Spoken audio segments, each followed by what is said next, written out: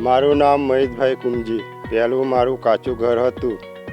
મને ઘણી તકલીફ પડતી હતી. મેં ડૉક્યુમેન્ટ બધા આપ્યા, પછી મારી આવાસ મંજૂર થઈ. મને કુલ 1,20,000 મળ્યા છે. 6 મહિના મેં મારું ઘર બની ગયું. ત્યાર પછી સરકારે મને 20,000 ઇનામ આપ્યું છે. 5,000 બાથરૂમના મળ્યા છે. હું મારા પરિવાર સાથે પાકા મકાનમાં રહું છું. આ યોજના આપવા બદલ સરકારશ્રીનો ખૂબ ખૂબ આભાર.